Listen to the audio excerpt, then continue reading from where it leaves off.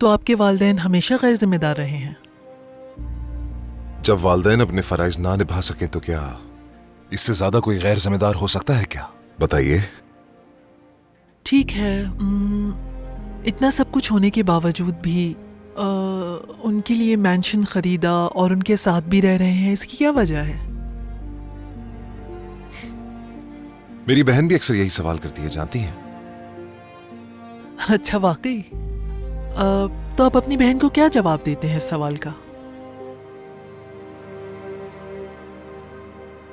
जैसे भी हो वो माँ बाप है मेरे।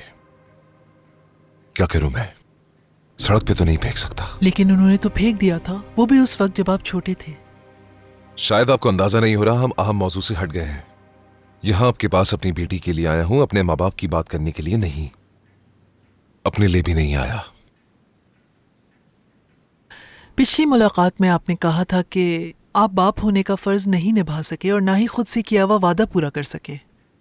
बड़ा चढ़ाकर बोला था, क्योंकि अगर मैं परी से शादी भी कर लूं तब भी दामला को यतीम खाने में नहीं छोड़ूंगा और ना ही वो बाप के बगैर रहेगी। हमेशा साथ होऊंगा उसके। तो आप अपने बाबा की तरह नहीं हैं। बाबा बाबा क्या? बस बहुत हो गया। यहां मसला मेरे बाबा नहीं, मसला मैं और मेरी बेटी है। कहीं आपको ये डर तो नहीं कि आपकी तरह आपकी बेटी भी खुद को तन्हा ना महसूस करे? क्या ऐसा है आमिर साहब? जी हाँ।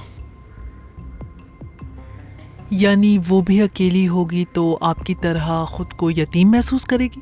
दामला के साथ उसकी माँ और उसका बाप है। वो कभी बेसहारा नहीं रहेगी, इस बात से आप बेफिक्र हो जाएं। लेकिन आप जब अपनी फैमिली या उस परी के साथ नहीं होते तो खुद को बेसहारा और तन्हा महसूस करते हैं। क्या इस मौजू को मुकम्मल तौर पर बंद कर सकती हैं? जो मसला है उस पर बात करें तो बेहतर है। अपनी बेटी और परी के लिए आया हूं मैं।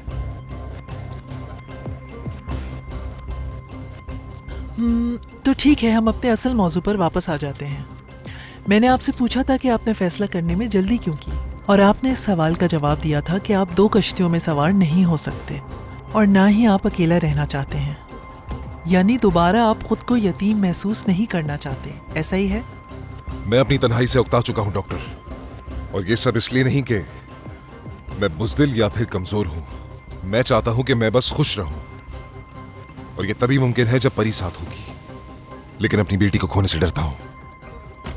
मगर आप इस बात को समझने के लिए तैयार ही नहीं। अगर आप मुझे वाकई समझने की कोशिश कर रही हैं तो हम इस मौजू पर वापस आ सकते हैं। मेरे पास वक्त बहुत कम है, तो प्लीज जो कह रहा हूं वो सुने। मैं चाहता हूं कि यह मसला अगली मुलाकात तक हल हो जाना चाहिए। बहुत शुक्रिया।